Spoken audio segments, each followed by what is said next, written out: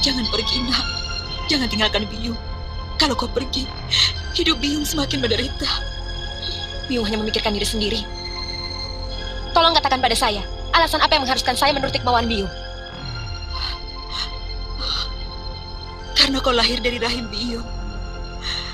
Selama 9 bulan kau Biyung kandung. Biyung tetap mencintaimu, Ayu. Meski Biyung sadar kalau kandungan Biyung adalah korban dari lelaki yang sangat Biyung benci. Itu saya tahu. Masalahnya sekarang, apakah Biyung mau memaafkan lelaki yang sudah jompo dan buta karena menjalani karma palanya atau tidak? Itu saja.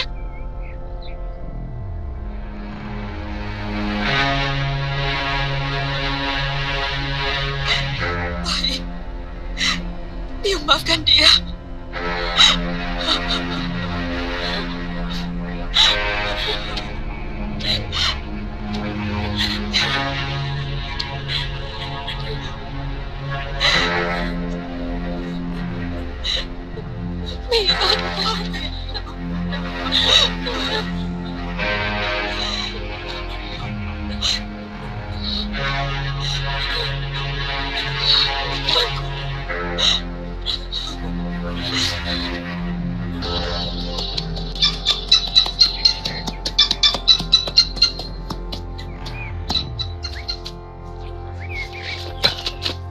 Tiga hari lagi mau dibawa ke istana Kapopongan, Tanja.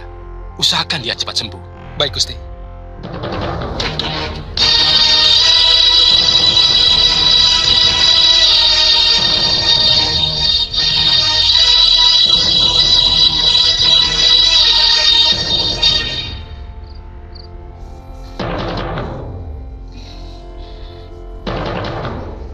Di mana saya? Kamu di rumah Gusti Halayuda, di Majapahit. Tolonglah saya, Raden. Saya tidak mau dijadikan abdi kedaton. Mereka telah calon suami saya. Dan mereka juga telah ayah saya. Shh. Jangan keras-keras. Tolonglah saya, Raden.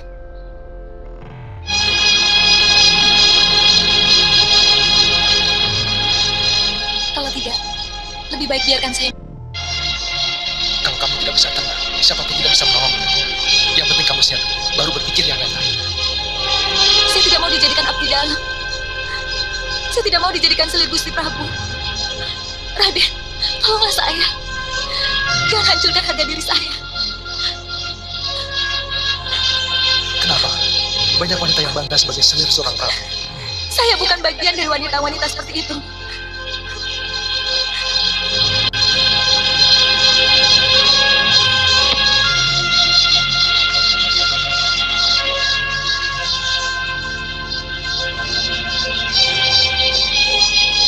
Gadis itu benar-benar pantas untuk ditolong.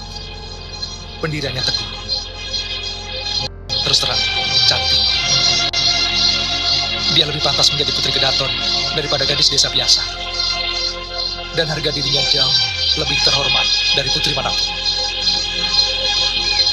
Ternyata seorang Bayangkara yang mengawalku itu yang melaporkan kepada Ibu Suri Tribuaneswari dan Paman Nambi. Itu kenapa Paman langsung menyiapkan orang-orang yang jauh lebih bisa dipercaya. Kalau 7 orang Dharma Putra itu, Paman pastikan masih sangat bisa dipercaya untuk menjadi pengawal Gusti. Semua pengawal kedaton diganti dengan pasukan yang Paman bentuk. Siapa namamu? Hamba Rakuti, Gusti. Hamba Rasemi. Hamba pernah bertugas dalam keraton waktu mendiang Gusti Prabu masih hidup. Gusti masih kecil. Di pundak kalian, keselamatan seluruh anggota keluarga kedaton saya pertaruhkan. Dan ini bukan tugas main-main, tetapi saya tetap percaya akan kesetiaan kalian.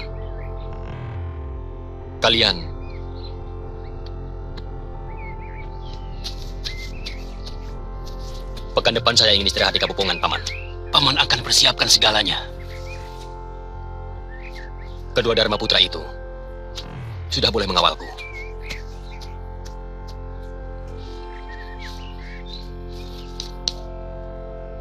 Katakan, mereka sudah boleh masuk sampai ke ruang tengah rumahku dan ke serambi depan Kaputren Ibu Suri. Paman akan perintahkan mereka, Gusti. Kesehatanmu semakin membaik, tapi lebih baik makan bubur dulu. Tuhan sudah berjanji akan menolong saya kalau saya sudah sehat. 2 hari lagi kamu diboyong ke istana Kapopongan. Kalau saya harus menolongmu, waktunya sangat singkat. Jangan menangis. Jangan ada suara apapun. Kamu harus terus berpura-pura sakit. Nanti malam aku menjemputmu. Jangan kamu palang itu gelip.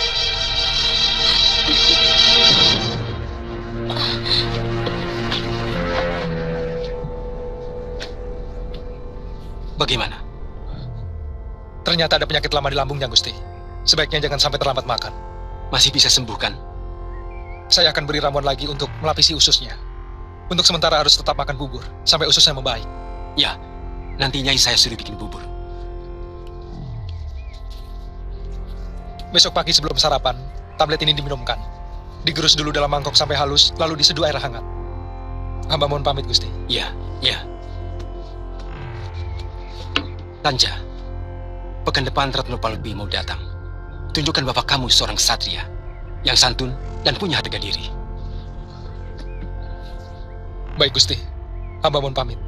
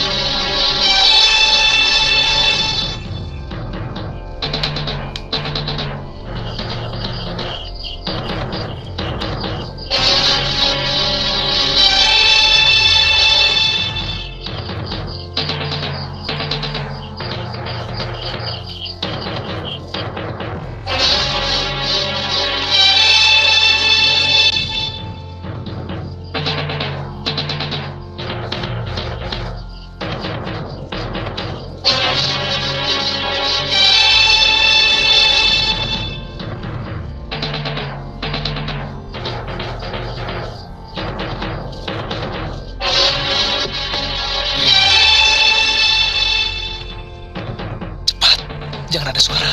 Ya.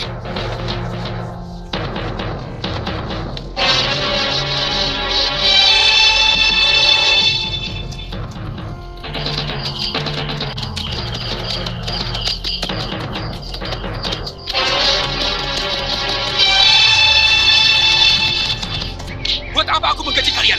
Kalau tidak bekerja. Kalau besok tidak kalian temukan, leher kalian jadi gantinya.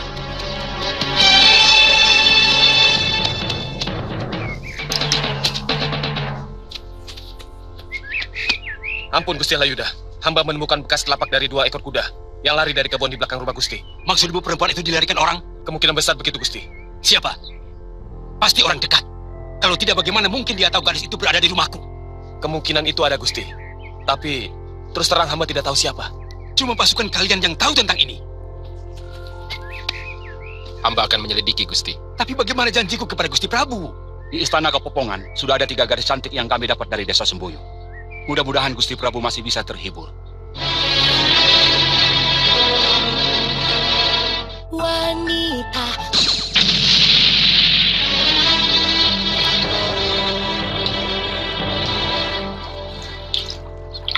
Bagaimana Kakang bisa betah hidup di kalangan keluarga bangsawan? Padahal kata Kakang tadi Kakang berasal dari kasta Sudra. Mula-mula saya terpaksa. Lama-lama saya bisa menyelesaikan diri. Tapi saya tidak bisa membayangkan bagaimana harus menahan diri kalau setiap hari melihat putri-putri para kesatria itu terus memandangi saya dengan sorot mata melecehkan, ataupun bisa jadi jijik. Kebetulan saya tidak mengalami hal seperti itu. Mungkin karena kemampuan saya mengobati orang dan membuat ramuan-ramuan khusus buat kaum lelaki dan kaum wanitanya. Bahkan mereka cenderung memuja saya. Kenapa Kakang menolong saya? Saya juga melihat ketakutan yang sangat di matamu. Hanya itu? Saya juga melihat pancaran aneh dari binar matamu. Kemudian, saya merasakan getaran yang juga aneh di hati saya. Lalu saya memutuskan untuk menyelamatkanmu dari kebuasan, Gusti Prabu. Kenapa? Mungkin saya mencintaimu. Mungkin. Saya tidak pernah jatuh cinta. Mungkin getaran aneh itu yang dinamakan cinta. Maaf kalau kamu merasa keberatan, karena kamu telah mencintai calon suamimu. Saya tidak tahu apa perasaan cinta itu. Saya hanya menuruti Bopo untuk dijodohkan dengan Kakang Trisura, anak Paman Dangi, dari desa Ganding. Dan saya tidak merasakan getaran apa-apa. Sekarang, Sekarang kita mau kemana? Pasuruan 1, pantai paling timur di tanah Jawa ini. Ayo.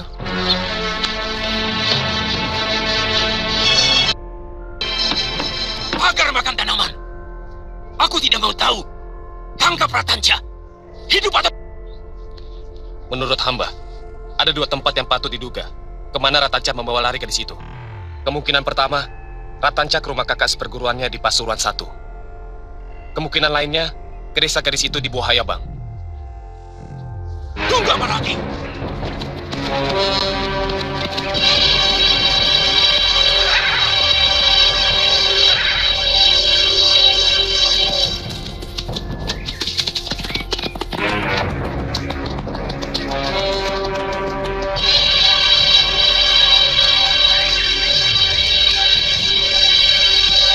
Masih jauh, Kakang?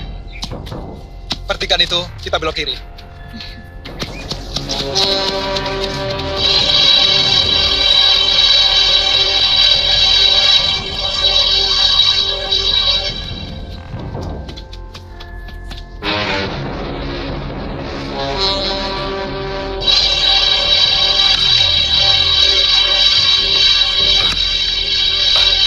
Seperti Ratanja.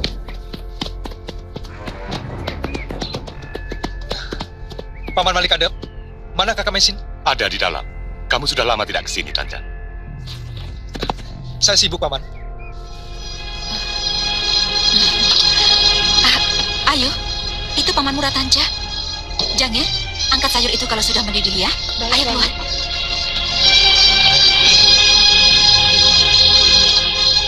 Saya ingat, dia teman Kakang Panji kan? Iya.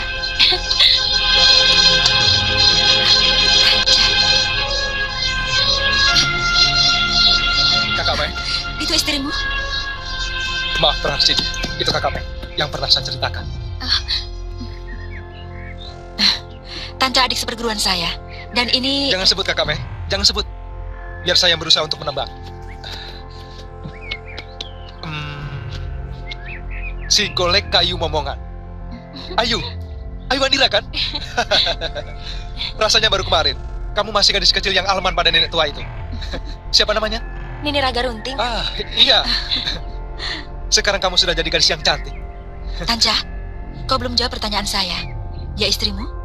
Hampir. Oh ya, kau pasti kangen masakan kakak. Kakak masak sayur cah. Ayo, kita makan bersama. Kamu sadar bahwa perbuatanmu bukan hanya bisa mencelakakan dirimu sendiri. Kamu sendiri tahu. Praharsini itu akan dijadikan selir ataupun alat kesenangan rajamu. Kenapa kau nekat melakukannya? Saya benar-benar kasihan pada Praharsini. Anak itu bertekad memilih daripada dijadikan gunting. Tanja, jawablah terus terang. Kau mencintainya? Kenapa kakak menanyakan itu? Karena cinta sering membuat orang melupakan akal sehatnya. Saya mencintainya. Kami saling mencintai. Dan kami siap bersama untuk membela cinta kami. Boleh saya ikut bicara? Silakan, Rake. Saya tidak ikut campur dengan masalah cinta. Tapi pelarian Ratanja ke desa ini sungguh sangat mencemaskan saya. Tapi ini rumah saya. Desa ini tempat tinggal saya dari kecil, Rake. Betul, Tanja. Bahkan seluruh penduduk Pasuruan 1 juga begitu membanggakan kamu. Yang saya cemaskan, kalau sampai pasukan Majapahit mengobrak-abrik desa ini untuk mencari kalian. Jangan salah paham, Tanja. Saya bersumpah akan membela kamu. Seluruh warga desa ini akan rela membela putra Tapi Puong. sampai titik darah terakhir. Saya mengerti, Rakeh. Saya tidak mau menyeret orang lain ke dalam kesulitan saya.